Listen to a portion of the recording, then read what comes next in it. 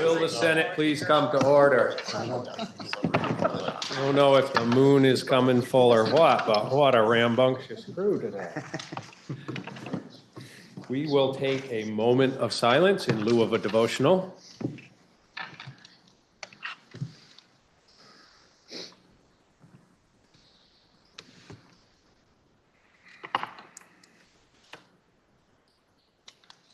Thank you. Are there any announcements? Seeing none, we have Senate bills for introduction. S-139, an act relating to management of materials from packaging, introduced by Senator Watson and others. Please listen to the first reading. S-139, an act relating to the management of materials from packaging. Now you've heard the first reading of the bill, and it's referred to the Committee on Natural Resources and Energy. We have House bills for reference. H-106, an act relating to selling real property with a FEMA-mapped flood hazard area. It passed the House on March 28, 2025. Please listen to the first reading. H-106, an act relating to selling real property within a FEMA-mapped flood hazard area. Now you've heard the first reading of the bill, and it's referred to the Committee on Judiciary. We now have H-218, an act related to fiscal year 2026 appropriations from the Opioid Abatement Special Fund. It passed the House on March 26, 2025. Please listen to the first reading. H-218, an act relating to fiscal year 2026 appropriations from the Opioid Abatement Special Fund. Now you've heard the first reading of the bill, and it is referred to the Committee on Health and Welfare. We have H-342, an act relating to protecting the personal information of certain public servants. It passed the House on March 18th, 2025. Please listen to the first reading. H-342, an act relating to protecting the personal information of certain public servants. Now you've heard the first reading of the bill, and it is referred to the Committee on Judiciary. We have H-491, an act relating to setting the homestead property tax yields and the non-homestead property tax rate. Passed the House March 26, 2025. Please listen to the first reading. H-491, an act relating to setting the homestead property tax yields and the non-homestead property tax rate. Now you've heard the first reading of the bill, and it is referred to the Committee on Finance. We now have H-493, an act relating to making appropriations for the support of government. It passed the House on March 27th, 2025. Listen to the first reading. H-493, an act relating to making appropriations for the support of government. Now you've heard the first reading of the bill, and it is referred to the Committee on Appropriations. Orders of the day.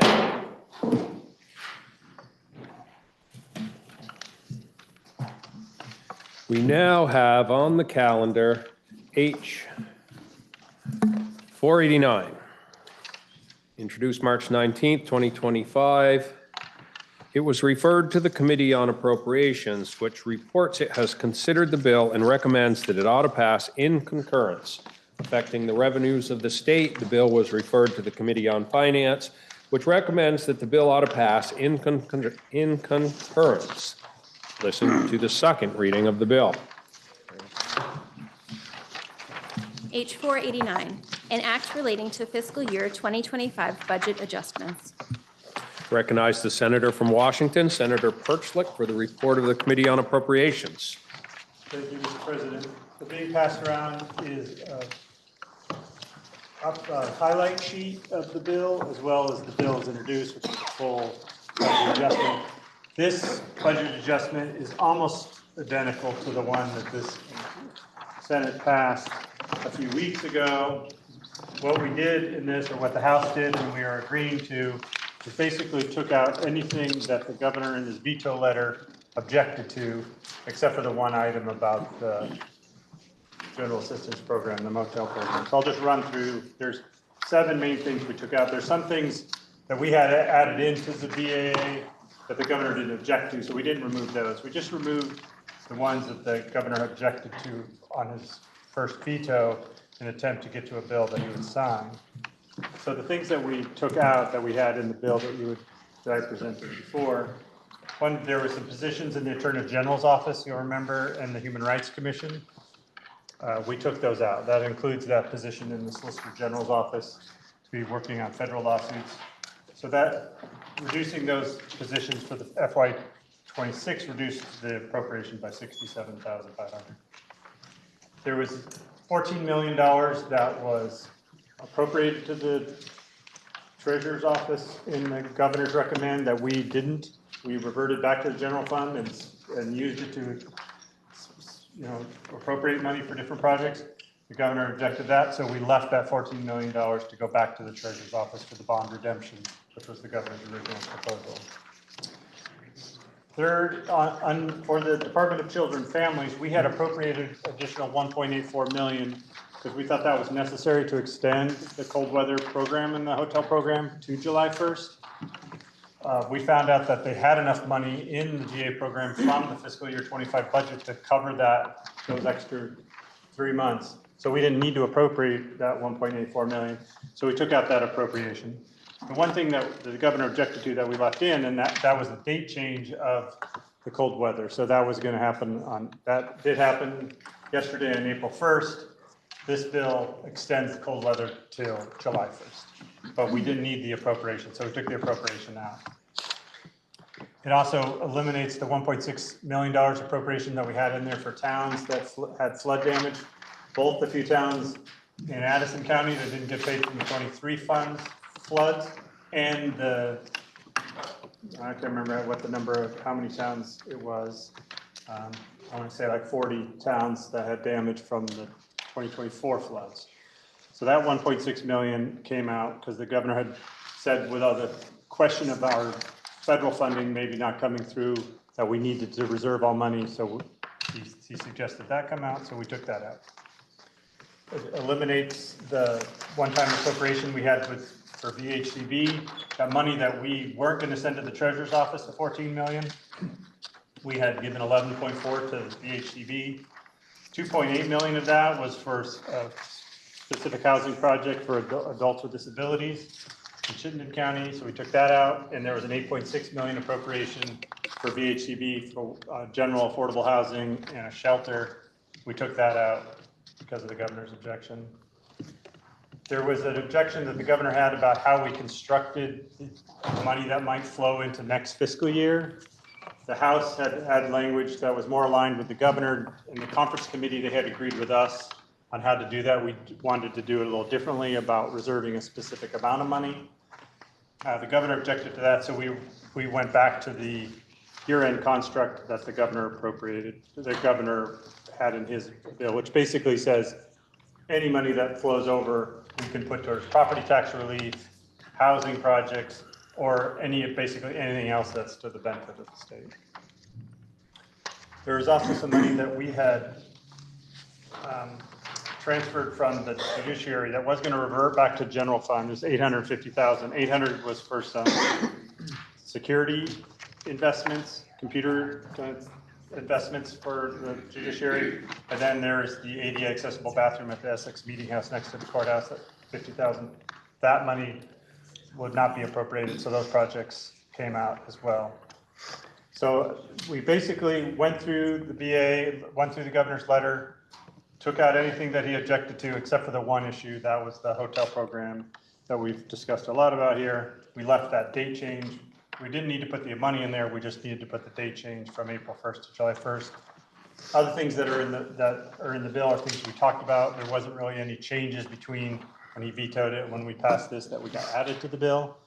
But the highlight sheet kind of goes through all those, the main things that the BAA does. There are things that are really necessary for the BAA, things like the veterans home.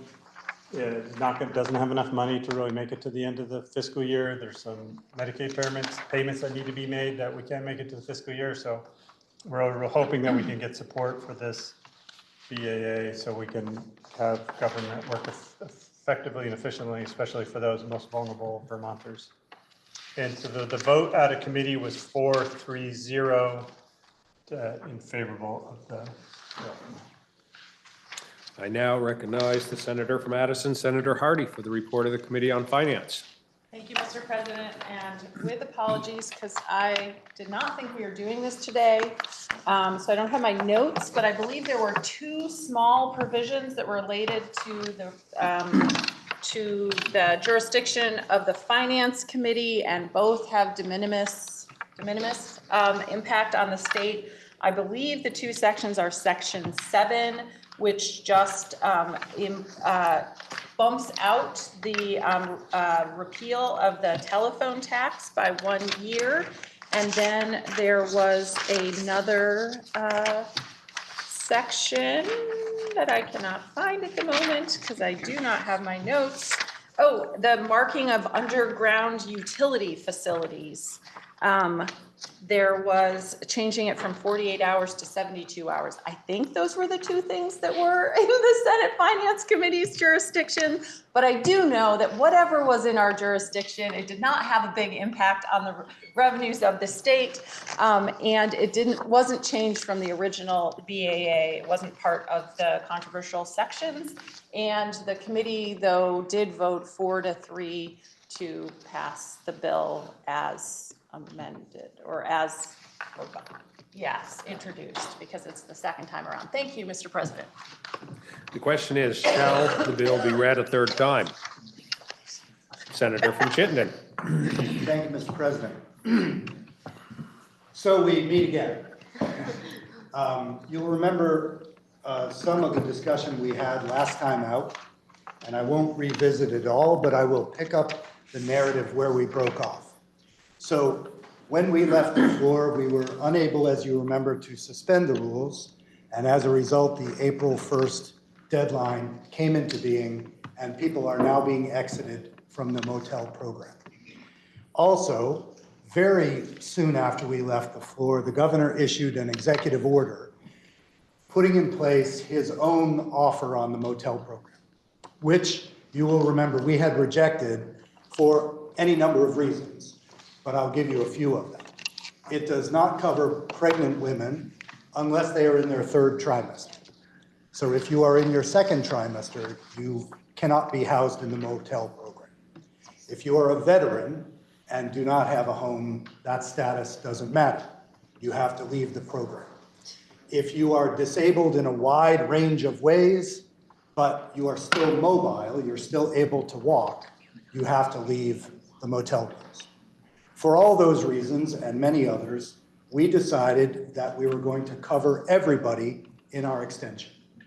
It was very clear, and we thought a principle worth fighting for. So as was mentioned by the chair of appropriations, in our negotiations with the governor, we gave him everything on his list, but we wanted an undifferentiated class in the motel program to be protected for these 3 months. That is everybody, not making distinctions which, once you get into them, trust me, become absurd. That being said, there was another troubling thing about the governor's executive order, actually two troubling things. First is that instead of negotiating, and the governor talks quite a bit about coming to the table and negotiating. But again, we gave him everything that he wanted, but this one thing. He essentially dismissed what we had given him and said that the dispute was this one thing, and we had to give him more than half of that one thing. We had to give him 2/3 of the motel people being evicted, or he wasn't going to sign. But he went further and issued the executive order, making negotiation moot at that point. The second troubling thing, though, is that when I heard about the executive order, I said, that has to be illegal. And so I went to Ledge Council, and they are of the opinion that it is, and I quote, flagrantly illegal. If I may, Mr. President, without objection, quote from the legal opinion I have from Ledge Council. Without objection. I will not read the whole letter. It includes footnotes which detail other instances where the governor has transgressed, Ledge Council believes, on the authority of the legislature. but I will read you a couple of paragraphs. It begins, the governor issued Executive Order 03/25, General Assistance Emergency Housing, on March 28, 2025, purporting to modify the eligibility criteria for the General Assistance Emergency Housing, sometimes referred to as the Hotel Motel Program.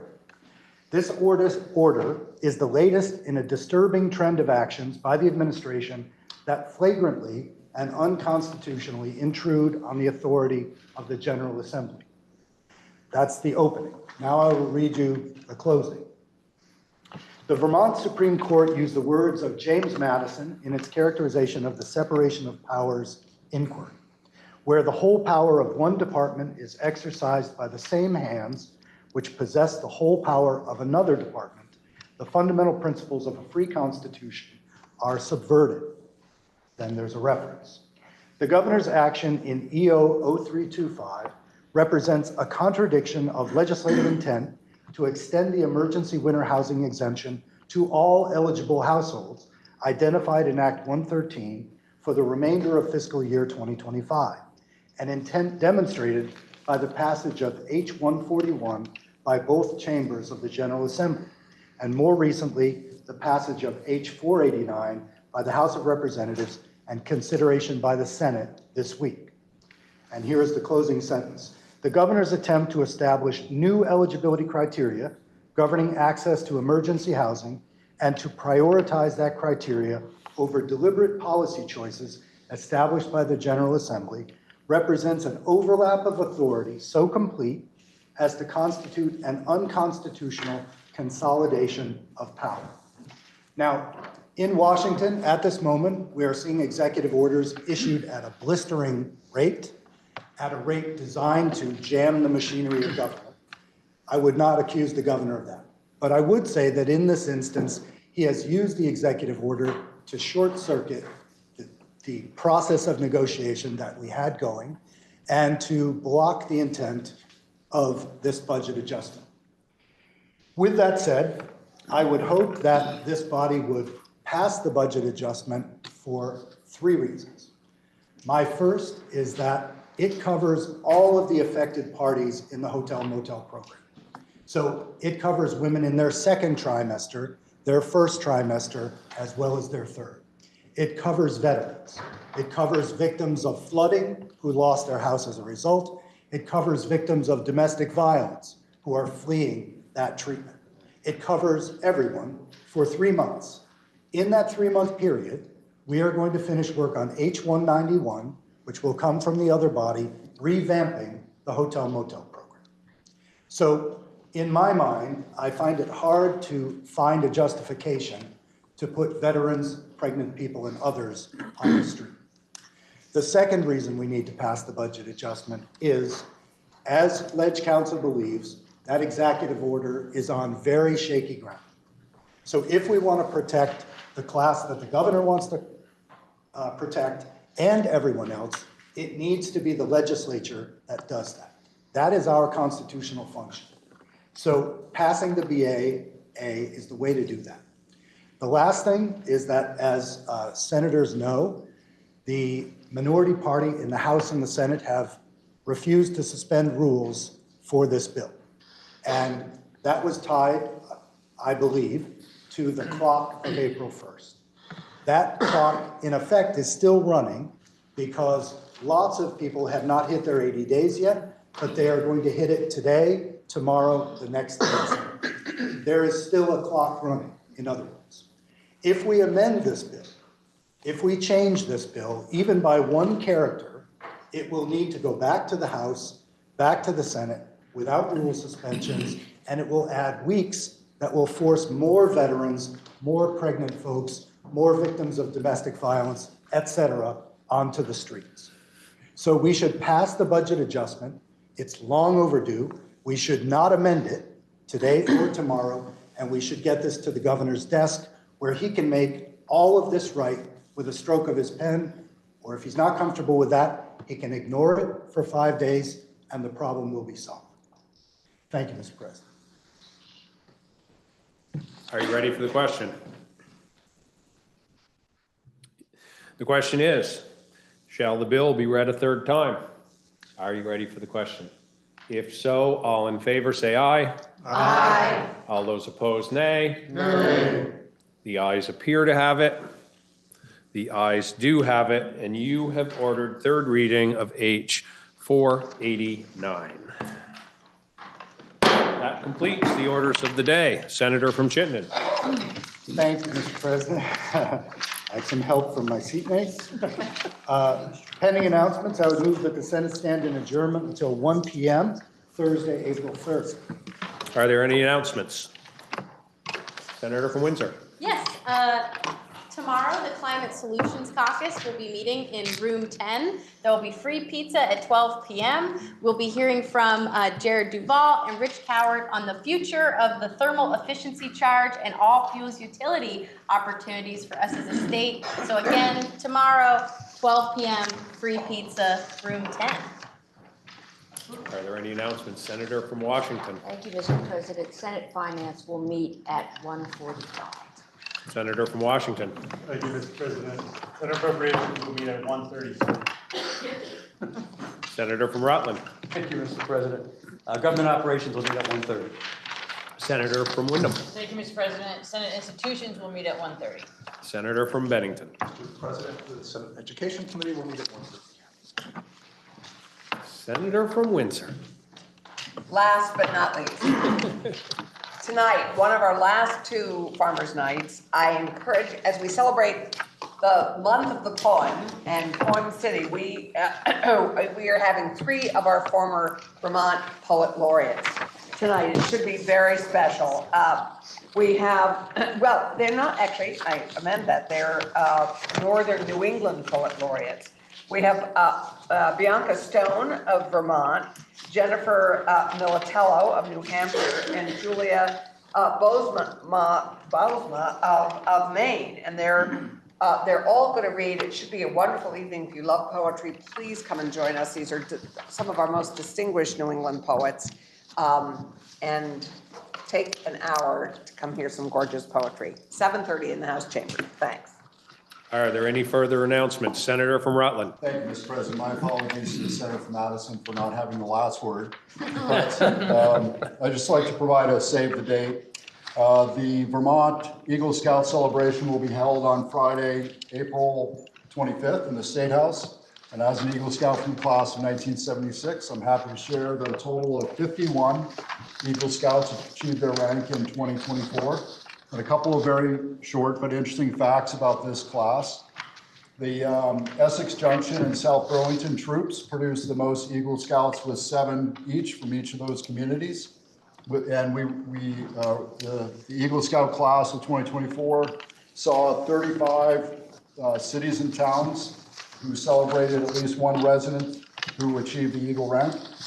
And in regards to volunteer service, the Eagle Scout Leadership Projects, which is a requirement for the Eagle Scout badge, contributed over 8,000 hours to our communities, service hours in 2024.